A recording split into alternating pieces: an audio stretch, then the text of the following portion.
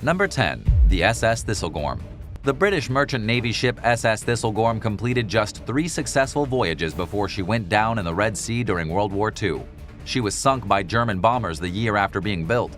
The Thistlegorm spent her short-lived career transporting steel rails, aircraft parts, grain, and rum between the US, Argentina, and the West Indies. She embarked on her last voyage in 1941, leaving Glasgow, Scotland for Alexandria, Egypt. The ship's cargo contained motorcycles, armored vehicles, trucks, guns, ammo, radio equipment, aircraft and railway parts, and 2 train locomotives. The 420-foot-long ship reached the Suez Canal, where there was an accident blocking the waterway. The ship is almost as long as the Great Pyramid of Giza is tall. The captain had little choice but to dock the vessel off the Egyptian coast. Suspecting the Allies were trying to enter Egypt, the Nazis dispatched a pair of bombers with orders to find and destroy the ship. 2 bombs struck the Thistlegorm, causing some of the ammunition on board to explode. 9 people died in the attack. French explorer Jacques Cousteau discovered the wreck during the 1950s, but it was soon forgotten about. The coastal city of Sharm el-Sheikh opened the wreck to divers in the early 1990s. Visitors can access the ship's interior through an opening that was created during the disaster. Most of the cargo remains inside to this day. Many consider the Thistlegorm to be the world's best wreck dive. It sits roughly 100 feet beneath the surface. That's about half as deep as the Leaning Tower of Pisa is tall. Some advanced diving skills are required, but the water is shallow enough not to need any special equipment. Number 9. 3 jumbo jets. In 2015, the holdings operator from Malaysia's airports put an interesting notice in the newspaper. They were looking for the owner of 3 Boeing 747 jumbo jets that had been parked outside Kuala Lumpur International Airport for more than a year. The notice warned that if the owner didn't come by and claim the planes within 2 weeks, the operator reserved the right to sell or dispose of them. If that were to happen, they would use the proceeds to cover the expenses and debts incurred from housing the aircraft. Interestingly, the owner's identity was not a mystery. Malaysia Airports Holdings spokesperson Zainul Mohd Isa told Bloomberg News Agency that the company had initially been in contact with the person. The owner had been ignoring requests to come and remove the 747s, which were taking up a massive amount of space in the parking bay. While the holdings company declined to specifically identify the owner, they hinted it was a defunct foreign airline. Aviation enthusiasts claimed the planes were owned by Air Atlanta Icelandic and leased to Malaysia Airlines, but both airlines confirmed that they no longer had any involvement with the jumbo jets. After the notice was published, an air cargo company called Swift Air claimed to own the planes but said that Malaysian authorities were disputing the paperwork and refusing to give them access to the aircraft. The managing director of Malaysia Airports told the press that numerous entities had claimed ownership and that officials were struggling to trace who the 747s truly belonged to. The planes ended up being scrapped and sold. Number 8. MVA Evelia. Built in 1942, the 430-foot-long refrigerated cargo ship Empire Strength operated under the British shipping company Blue Star Line until 1961. The ship is a little longer than an American football field. During World War II, she transported frozen meat and other goods from South America to Britain and the Mediterranean and between other destinations throughout the world. A Greek company bought the vessel in 1965 and renamed it the Evelia. 3 years later, in 1968, the ship ran aground in the Black Sea while sailing from Yugoslavia to Romania. She came to rest in shallow waters off Costanesti, where she still sits today and was declared a total loss. Ever since the wreck, Evangelia's demise has been shrouded in suspicion, with some believing that it was destroyed for insurance money. Whether it's true remains a mystery as the ship continues to deteriorate near the shore. It's become a popular tourist attraction, although it's visibly falling apart and might seem like an eyesore to some. Number 7. Antonov AN-225 Mriya. There was only one Antonov AN-225 in service before Russia invaded Ukraine, and it was a source of Ukrainian national pride. It was reportedly destroyed on the 4th day of fighting at Gostomel Airport as the Russian invasion advanced from the north.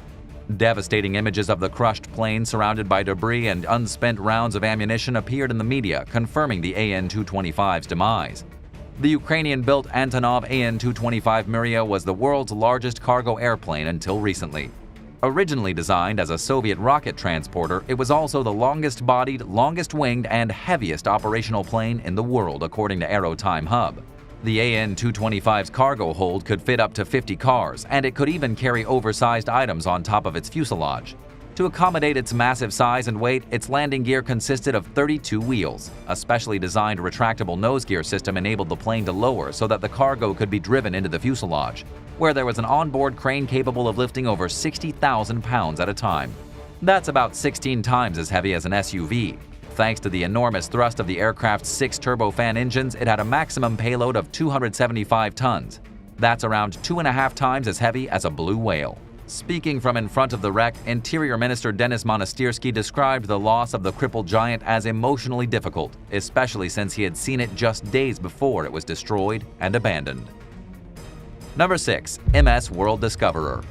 The German-built cruise ship MS World Discoverer was a cruise ship that began operating after it was built in 1974. It was designed to withstand the frigid Arctic environment and could even navigate much of the icy Northwestern Passage as well as the Antarctic. The durable vessel unexpectedly met its end when it struck an uncharted reef near the Solomon Islands in the year 2000. A ferry responded to the captain's distress signal and safely evacuated all the passengers. In the meantime, the ship was listing, so the captain grounded it in Roderick Bay to prevent it from sinking. Insurance inspectors classified the wreck as a loss. Ever since, the World Discoverer has sat neglected and slowly sinking in the bay. It's currently listing at 46 degrees and is nearly laying on its side. Eventually, the vessel will slip completely beneath the waves. Time, neglect, and the elements have heavily damaged the rusting and derelict ship. Several companies have tried to salvage the World Discoverer over the years, but they found that besides being damaged by Mother Nature, locals had ransacked it during a violent civil war. Simply put, there was no saving the doomed ship. The wreck is a popular tourist destination, but it probably won't be there much longer.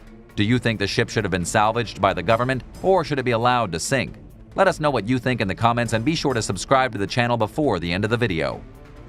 Number 5. McDonnell Douglas MD-83. There's an abandoned McDonnell Douglas MD-83 aircraft sitting in one of the 8 parking bays outside Swami Vivekanand Airport in Raipur, India, and it hasn't moved in years. It made an emergency landing there in 2015 under the now defunct Bangladeshi airline United Airways when it experienced an engine failure during a flight from Dhaka to Muscat. A few weeks later, a team from the Civil Aviation Authority of Bangladesh came and inspected the aircraft, and its faulty engine was replaced a few months after that. But the plane lacked an airworthiness certificate and therefore could not fly. In the nearly 7 years since the MD-83 arrived at the airport, it's racked up a massive parking bill. Yet as of mid-2021, nobody retrieved it. The Airports Authority of India, AAI, began the legal process for getting the aircraft out of its lot after years of trying to work something out with its owners. The airline responded to the lawsuit with a request for 9 months to sell the plane to cover its parking dues. But it had reportedly broken its promises in the past, and the understandably skeptical AAI was unsure of whether to accept the offer. They were eager to get the MD-83 out of their parking bay so they could make full use of the airport's limited space. It's unclear whether the plane is still parked there. Number 4. Lafam Express. Built during the early 1950s, the ship that eventually came to be known as Lafam Express started out as a Soviet oil rig service vessel called Fort Shevchenko. It was decommissioned in 1992 before eventually finding new life as a regional freighter ship operating in the Caribbean under its current name. By then, Lafam Express was in poor shape, and it was used for transporting bulk rock, not exactly a job reserved for nice freighters. During Hurricane Francis in 2004, high winds dragged the aging ship away from where it was docked at Providenciales in the Turks and Caicos Islands. It traveled roughly 12 miles before coming to a rest in its current location roughly 2 miles off Long Bay Beach. The grounded shipwreck has since become a popular landmark among tourists, who typically reach it by boat and jet ski. Skilled kayakers and paddleboarders also sometimes make the journey. The Turks and Caicos' official tourism website warns visitors against climbing onto the derelict wreck, which is rapidly decaying in the tropical marine environment. Its deck and hull are filled with holes and covered in metal and glass shards. Those who board the ship also risk exposure to hazardous dust and particles. Number 3. Mysterious Warplane Graveyard. In 2016, rumors circulated on social media about an alleged warplane graveyard in Central Texas containing the dilapidated remains of Cold War-era U.S. military aircraft. 3 men, including an aviation expert, a Fort Worth Aviation Museum representative, and a railroad worker, found the site themselves and investigated its origins. In an overgrown area outside the city of Temple, the planes comprised 2 Grumman F-14 Tomcats and 1 McDonnell Douglas F-4 Phantom. Aircraft parts were strewn about the site, and the old fighter planes were covered in weeds. They'd sat at the property for many years, and it was a surprising discovery for aviation experts. To Fort Worth Aviation Museum Executive Director Jim Hodgson, it was disturbing. He told the Houston Chronicle that their neglected condition was a disrespect to the planes themselves and also toward their role and symbolism in the country's defense. At the time of the discovery, Hodgson got in touch with the Naval Air Systems Command, NAVAIR, which maintains naval aviation aircraft. Officials reportedly told him that the planes were inoperable at a former naval airbase that closed down during the 1980s. A contractor was hired to transport them to a scrapyard, but they ended up on someone's private property. It appears as though the person didn't finish the job, leaving history and aviation enthusiasts alike feeling disappointed by how the iconic aircraft were treated. It's unclear why the retired warplanes were dumped at the site, and little information has become available since news of the discovery broke. Number 2. McDonnell Douglas MD-87. In recent years, airports in Spain have made many headlines about what appears to be a growing problem of abandoned aircraft, with many wondering where the planes came from and why they were left behind. One of them is a McDonnell Douglas MD-87 medium-range commercial jet, which appeared outside Adolfo Suárez Barajas Airport in Madrid in 2010. Nicknamed the Ghost Plane by airport employees, it was still there as of 2019. At some point, someone had come by and taped off its motors, but nobody knew who the mysterious aircraft belonged to. 3 years ago, airport director Elena Mayoral submitted a notice to Spain's national newspaper asking for anyone with information to come forward. If the MD-87's owner wasn't identified within 3 months, the aircraft would be auctioned off, with the proceeds going towards the national treasury. It's likely that the owner hadn't returned for the plane because they faced a massive tax and parking bill. Records found by Spain's El País newspaper showed that a defunct Canary Islands-based airline called Cycus Air had bought the MD-87 in 2010, just months before it went bankrupt.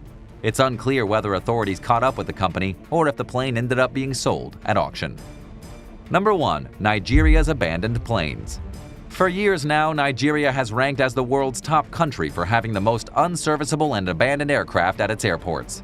In 2013, authorities ordered for the deserted planes to be cleared. Most were left behind by defunct airlines that went out of business and simply left the vehicles to rot, according to the country's airport operations director Henry Omeogu. 65 planes were removed from airports across Nigeria that year.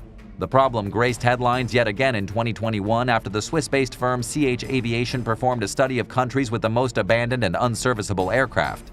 It's an odd ranking for Nigeria, which does not rank among the world's top aviation countries. Yet, once again, deserted planes had accumulated outside the country's airports in numbers that were unheard of elsewhere. Included among the seemingly ever-growing collection was at least one Airbus A340, a long-range jet that can carry up to 370 passengers, an Airbus A320, and dozens of other commercial planes that nobody cared to retrieve.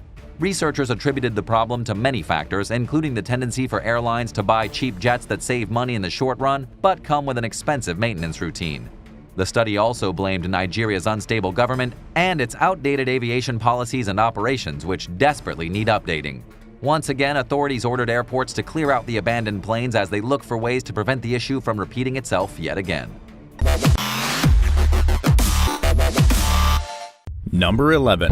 Pablo Escobar's plane wreck. During the 1970s and 80s, the tiny Bahamian island of Norman's Cay was the epicenter of cartel leader Pablo Escobar's drug smuggling ring. It was a refueling point for the notorious Kingpin's pilots, who would land along the small runway before continuing along to the U.S. Off the island's southern shore, a World War II-era plane wreck sticks out of the shallow Caribbean waters, which are world famous for their visibility. Nobody knows the exact story behind the partially submerged aircraft. The most popular version of the tale claims the plane landed just shy of the runway while carrying a shipment of cocaine in 1980. It came to rest on a sandbar and the crew swam to safety.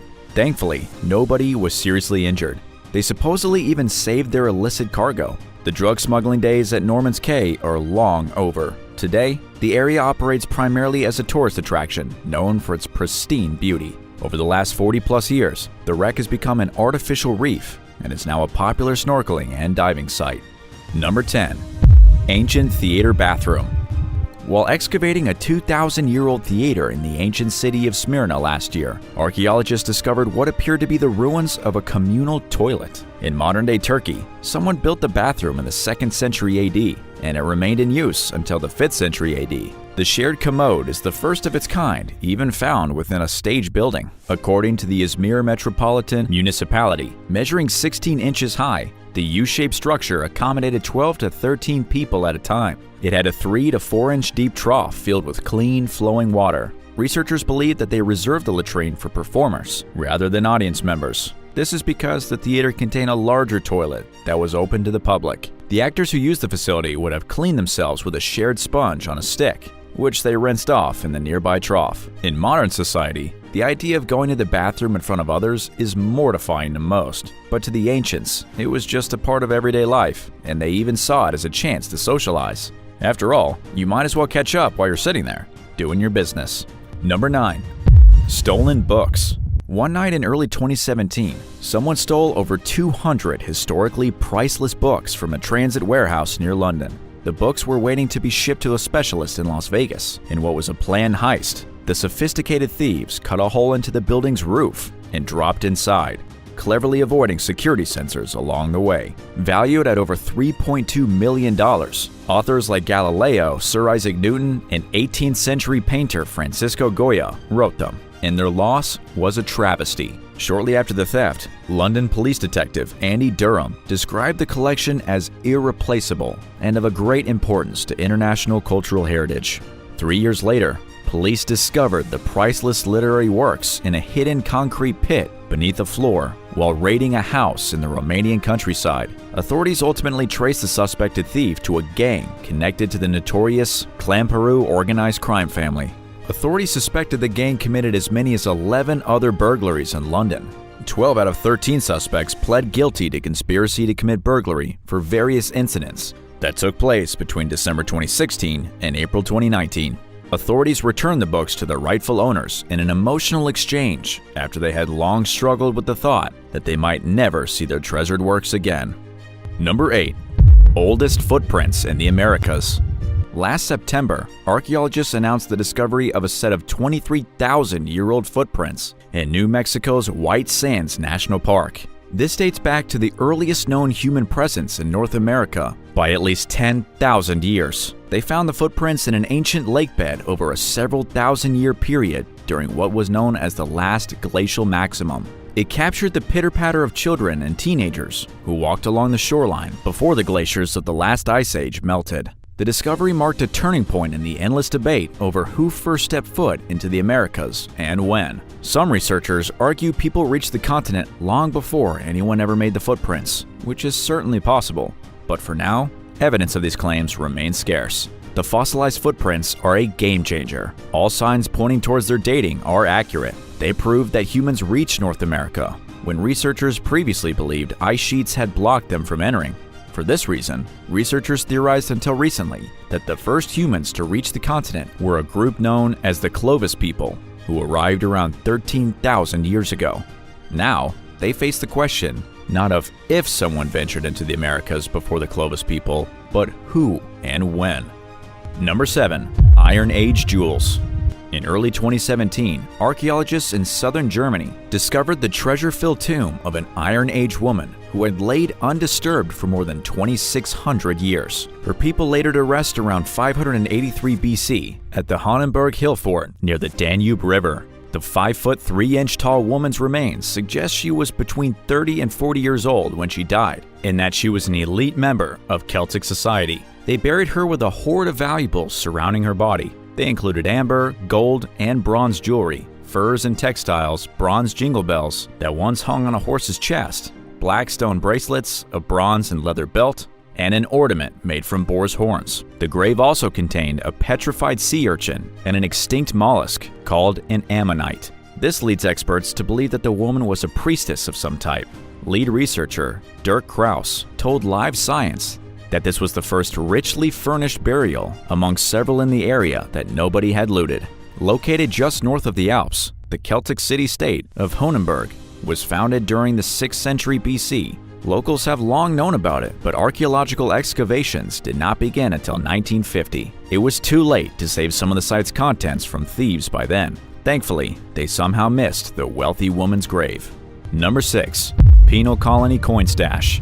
On the Australian island of Tasmania, the 19th century penal colony of Port Arthur was known for housing the most hardened convicts. Authorities typically sent them there after they proved too difficult to handle at more conventional penitentiaries. The rules at Port Arthur were between extremely strict and outright inhumane. Inmates languished in near constant solitary confinement, and guards didn't allow them to interact with one another at all. They certainly didn't allow them to have money. But like any person, prisoners sneak things in and out. Last year, archaeologists found a stash of silver shillings beneath the prison's workshop. The coins amounted to roughly the 1-week salary of a guard. And while they knew inmates to have some coins in their possession, this was an unusual amount. According to project officer Sylvania Shidzik, who spoke with ABC Australia, archaeologists found the money stashed under the floor, where a prisoner likely hid it after stealing it from an officer. Whoever it was, they never made it back to their hiding spot to retrieve the coins. They may have fallen under the suspicion of prison staff, or they may have been transferred elsewhere for release. Researcher Richard Tuffin explains someone probably stole the coins during the 1850s. An expert will examine the shillings, which are dated between 1814 and 1844. Only 10% of the prison population worked at any given time. Officers gave the jobs to the best behaved inmates because they often involved working with tools that they could use for the wrong reasons. Prisoners who were already skilled tradesmen before their life behind bars were also given priority with jobs. Besides the coins, archaeologists have found handmade gambling tokens, tobacco pipes, and metal products. Do you think a penal colony on an island is a good idea in modern times? Let me know what you think in the comments. Be sure to hit the subscribe button, and while you're still here, how about a thumbs up, so I know you want to see more videos like this. Number 5. Lost Crown Centerpiece. Kevin Duckett of Northamptonshire, England, encountered the surprise of a lifetime in 2017 when his metal detector picked up on what he thought was a crumpled piece of foil peeking out from the ground. Upon taking a second look, he realized he found something potentially precious. Speaking with the Sun newspaper, he later recounted, "I was holding what appeared to be heavy solid gold and enameled figurine. The 2.5-inch statuette, which depicts the 15th century monarch King Henry VI, might be the missing piece from King Henry VIII's coronation crown. It was worn by King Henry VIII during processions marking the Feast of the Epiphany. His 5 successors also rode it during their coronations. Researchers have long thought the piece was lost to history, having possibly been melted down and its jewels sold in separate pieces after the British monarchy fell in 1649. Duckett's discovery likely disapproves the assumption and suggests that the piece survived by chance. He found the figurine near where the 1645 Battle of Naseby took place. The battle resulted in King Charles I being defeated and deposed, and Duckett believes the beleaguered monarch may have lost the crown while fleeing the battlefield. Number 4. Roman Treasure Trove. In mid-2018, the Egyptian Ministry of Antiquities announced the discovery of a Roman treasure trove, along with the remains of a red brick building believed to be a Roman bath. Found at the San El Hagar archaeological site in Tanis, the cache of artifacts includes a statue of a ram, a gold coin featuring King Ptolemy III, pottery vessels, terracotta statues, bronze tools, and a stone fragment inscribed with hieroglyphs. The items and the building archaeologists found them in, which, at 52 feet long, is especially large for Roman times, likely date back to the Greco-Roman era. The gold coin especially intrigued archaeologists, depicting Ptolemy III, which his son, Ptolemy IV, created in his own memory between 221 BC and 205 BC. The 1-ounce piece, which is now 1 inch in diameter, shows Ptolemy III wearing an extravagant crown on one side and a cornucopia-like symbol of prosperity on the other. At the time of the discovery, the Ministry of Antiquities announced plans to continue excavating at the site to learn more about how the Romans used the building. Number 3. Ancient dagger and battle site. During the 1st century BC, the Romans clashed with a local tribe in a remote region of southeastern Switzerland. Many artifacts have turned up over time, but until late last year, authorities believe people had thoroughly picked the site through. They were proven wrong by Lucas Schmid, a dentist who volunteers with his local archaeological association during his free time. Using his metal detector to scan the site for buried artifacts, Schmid found a 2,000-year-old Roman dagger. He later told news agency SWI that he never would have guessed he would find such a thing based on his metal detector's faint signal. Intrigued by the discovery, an archaeological team excavated the property and found hundreds of artifacts, including slingshot stones, coins, nails, and a part of a shield. It's the first Roman battlefield ever identified in Switzerland. Around 1,500 men took part in the skirmish, making it a minor battle compared to some other Roman clashes throughout Europe. According to Roman archaeology expert Peter Schwartz, experts hope to pinpoint the date of the battle and connect it to a decree that the Roman Emperor Augustus issued in 15 BC to seize control of the region. They have found no burials. So far for now, it's impossible to know how many soldiers died in the battle. Excavations are ongoing and will hopefully yield more information about exactly what happened at the site. Number 2. Pompei Slave Room. The discovery of a bedroom that was once shared by a slave family near Pompei is helping to shed light on some of the harsh realities of life in ancient Rome. Found in the suburb of Civita Juliana, the cramped room contains 3 beds, a chamber pot, and a wooden chest filled with objects made from fabric and metal. There were no decorations on the wall, and the only natural light came from a small window. Archaeologists made the discovery in late 2021, roughly a year after they found the remains of a slave and master in the same villa. The findings offered unpredicted insights into the precarious reality of people who seldom appear in historical sources. In the words of Pompei Archaeological Park Director Gabriel Zuchtriegel, who spoke with The Guardian, beneath the beds, the team uncovered personal belongings, including amphorae, which functioned as storage containers, and ceramic jugs. The inhabitants made the beds from wood and rope, and one was child-sized. Zuchtriegel pointed out that while the items in the room may not be considered treasures in a traditional sense, they're valuable because they conveyed the experiences of some of the ancient society's most marginalized members. And number 1. Rare map. Back in 1659, before Europeans had fully explored Australia, Dutch cartographer Joan Blau created a map of the country. Much of the eastern coastline is missing in his depiction, known as the Archipelago Orientalis, or Eastern Archipelago. Created over a century before Captain James Cook reached Australia and created a map of his own. It contains information about Safarier, Abel Tasman's sighting of Tasmania in 1642, when he placed a Dutch flag on the island. Only a handful of copies of Blau's map exist, including one that was printed in 1663 and went missing. It resurfaced in 2010 in a recently deceased antique bookseller's storage facility in Stockholm, Sweden. Researchers believe the map went into storage in 1950 when the bookseller went out of business. Researchers know little else regarding its previous whereabouts. The National Library of Australia acquired the map in 2013 and began a painstaking conservation process. In the words of the NLA manager of preservation, Dental Clofley, it was extremely fragile. Just looking at it, you thought it was going to fall apart. The priceless map's restoration was finally complete in 2017. 9. The Sled. Before astronauts could launch into orbit and travel to the moon, NASA first tested rocket sleds on the ground. NASA scientists developed a decompression sled known as Sonic Wind 1, built by Northrop Aircraft. The sleds could travel at speeds of over 400 miles per hour before coming to a sudden stop. Before any human was put on the sled, NASA used chimpanzees for test runs. The first run with the live chip took place on January 28, 1954. The sled was propelled down a long track and sped up to speeds of over 400 miles per hour before it came to an abrupt halt. A sudden stop at such high rates caused the chimpanzee's brain to smash against its skull, resulting in massive trauma and death. But this didn't stop Colonel John Stapp from testing the sled. Starting in 1954, he underwent grueling tests that put his body through forces 35 times greater than gravity. One trial included a record-setting run of 632 miles per hour. Stapp was a flight surgeon, and he willingly took on the risk of 29 sled runs. Unfortunately, these tests caused him to suffer concussions, cracked ribs, broke his wrist twice, lost dental fillings, and burst blood vessels in both of his eyes. 8. Project Habakkuk.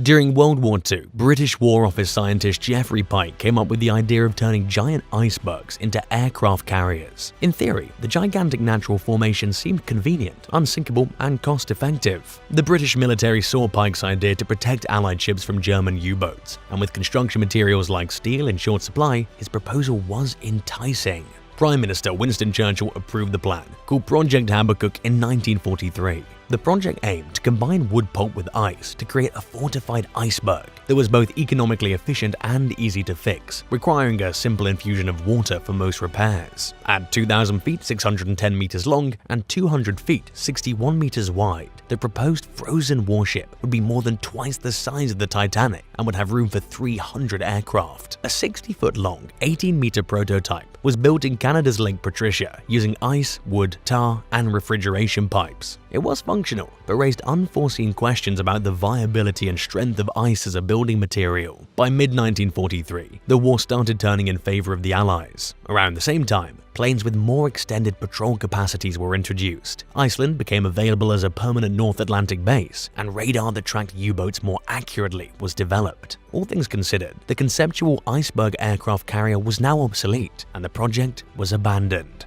7. Operation Acoustic Kitty.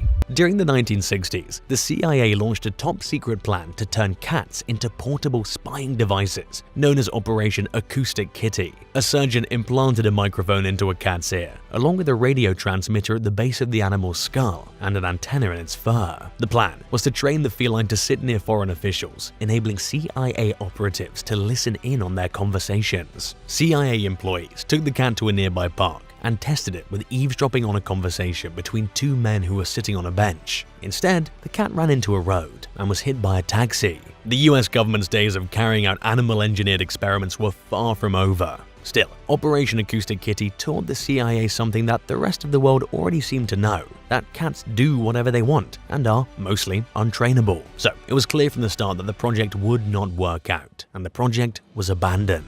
This didn't mean the CIA's animal recruiting or engineering days were over. In 2006, the Pentagon's Defense Advanced Research Projects Agency, or DARPA, asked scientists to create cyborg insects. With the support of DARPA, researchers at the University of California, Berkeley successfully created a cyborg beetle in which they could manipulate the bug's movement with remote control. They announced their results in Frontiers in Integrative Neuroscience in October 2009. 6. Project Pigeon.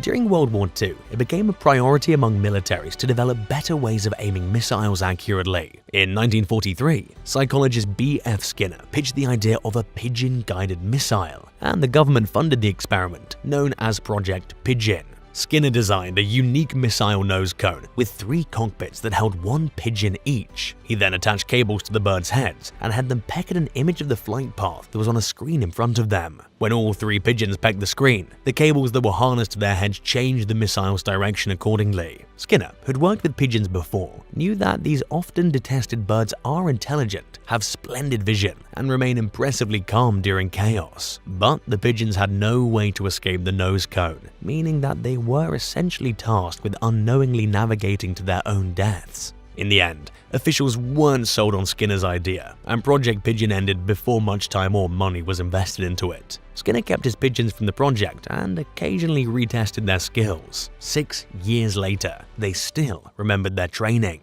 Do you think using these birds as a guidance system in bombs would have been ethical? Let us know in the comments. Also, don't forget to subscribe to the channel to show your support. 5. Edgewood Arsenal Human Experiments.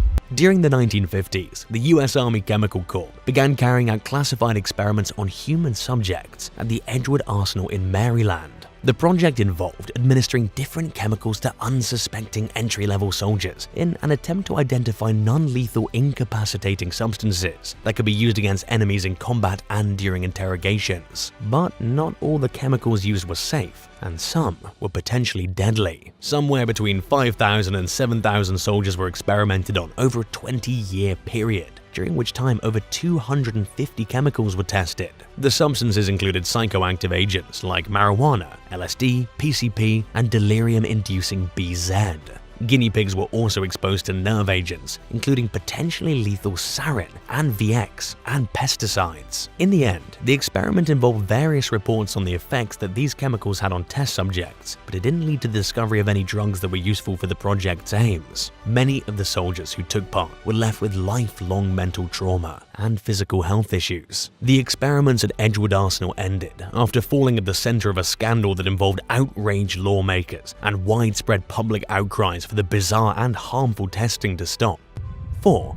The Camel Corps. American westward expansion was dangerous and complicated due to the challenging environments people encountered, including hot, dry deserts, raging rivers, and mountains. In 1836, U.S. Army Lieutenant George H. Crossman proposed the idea of using camels as military animals in these inhospitable regions, citing the creature's unrivaled ability to carry heavy weights and go long periods with no water and little food. The War Department shrugged off the idea. Then, in 1847, Crossman met Army Major Henry C. Wayne, who agreed that it would be a good idea for the military to use camels. Wayne submitted a report, and it caught the attention of Mississippi Senator Jefferson Davis, who tried and failed to get funding for the project. Davis became Secretary of War and continued to campaign for the idea. Finally, in 1855, he persuaded Congress to pay for a military camel fleet. 33 camels of varying species were imported into the US, including Bactrian 2-hump camels and 1-hump dromedaries. They arrived in the US in good health and proved resilient in the extreme conditions that other animals had struggled in. The experiment was going so well that several dozen more camels were imported, bringing the total number to 70. But the camel corpus was brought to an abrupt end when Civil War violence broke out. Rebel troops captured some of the camels and used them for delivering mail and transporting salt, but they abused the animals and inflicted great suffering on them. The few camels that weren't captured by the rebels remained well cared for, but by then, the military had other things to focus on, and nobody could figure out what to do with them. They were eventually sold to private owners, but the public lost interest in seeing the camels at private zoos and circuses. As a result, many of the animals were set loose in the desert and continued to be spotted for decades afterwards. 3. Flying aircraft carriers. Several militaries have tested the concept of a flying aircraft carrier. The British were the first to commission this type of vehicle in 1915, with the production of 4 23-class Vickers rigid airships. These 535-foot-long, 163-meter airships were equipped with a portable fighter escort of 3 biplanes slung by hooks on the ship's underside that could be quickly deployed. Only 4 of the aircraft carriers were ever built. They were never used in combat and were all taken out of service within 5 years for various reasons. But the US military noted the idea and designed its own pair of flying aircraft carriers, the USS Los Angeles and the USS Macron, in the 2 decades following World War I. Commissioned in 1932, the 785-foot, 239-meter helium-filled Akron could launch and recover fighter planes in mid-air. But it reportedly experienced flying issues and ended up crashing off the New Jersey coast during a windstorm in 1933, killing 73 passengers. Its sister ship, the Macron, flew at speeds of up to 80 miles per hour, 129 kilometers per hour, and a range of over 10,000 miles, 16,100 kilometers. Like the Akron, it was involved in several accidents, some of which proved to be fatal.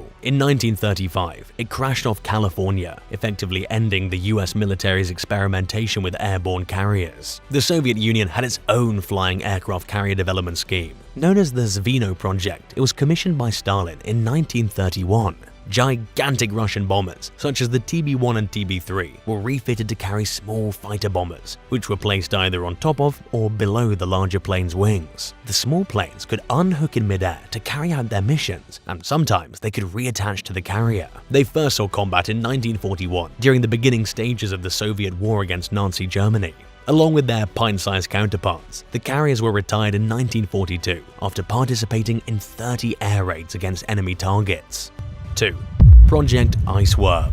As Cold War tensions intensified throughout the 1950s, the US Army came up with the idea of building a hidden network of nuclear launch sites beneath the surface of the Greenland ice sheet, where they hoped to store medium-range missiles that could reach the Soviet Union. To study whether this plan was workable, the Army launched a cover project in 1960 called Camp Century. Its alleged goal was to build affordable ice-cap military outposts in northwestern Greenland. But the project's real purpose was to conceal its true mission, dubbed Project Iceworm, from the Danish government, which has jurisdiction over the island. Engineers dug 21 trenches, along with nearly 2 miles, 3.2 kilometers of tunnels, and filled the spaces with pre-made buildings, including a hospital, theater, shop, church, and housing for the 200 military members who lived in the confidential settlement. The operation encountered an unexpected obstacle when ice core data revealed the glacier was traveling much faster than anyone had initially realized. The tunnels and stations would likely be destroyed within 2 years. Project Iceworm was cancelled in 1965, and the site was abandoned. Thinking that any waste would remain frozen in the ice forever, the military left behind dangerous biological, radioactive, and chemical materials. Their prediction that it would stay frozen was challenged by a 2016 study, claiming that if the waste isn't cleaned up by 2100, it'll start leaking into the surrounding environment. 1. FP45 Liberator.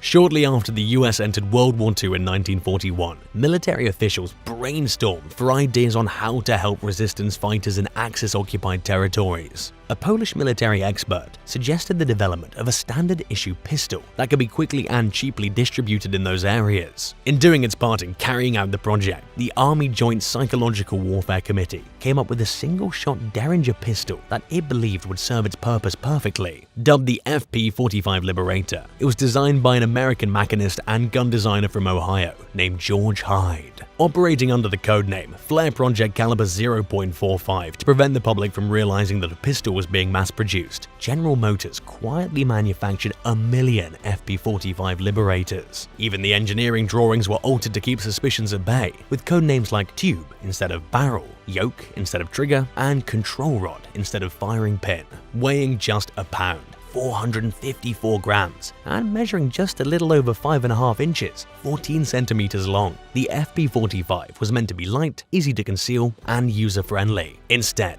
it was a crude and clumsy weapon never meant for frontline use and never distributed to the military. Instead, its designers imagined it as a quick and convenient handgun that a resistance fighter could easily pick up and shoot members of an occupying force with before stealing their presumably higher quality weapons. Each pistol came with 10 rounds of ammunition, a wooden dowel for removing empty cartridge cases, and a manual containing easy-to-understand comic book-like instructions on how to use the gun. Besides its practical uses, the FP45 was valued as a tool for psychological warfare. The project's backers believed that seeing the pistols dropped en masse in Axis territories would hurt the enemy's morale. But the project was met with staunch opposition from some top military officials, including Generals Dwight D. Eisenhower, Joseph Stilwell, and Douglas MacArthur. As a result, out of the 500,000 FP45s that were sent to Britain for the French resistance, less than 25,000 were distributed. The rest were dumped into the sea or melted down for scrap metal.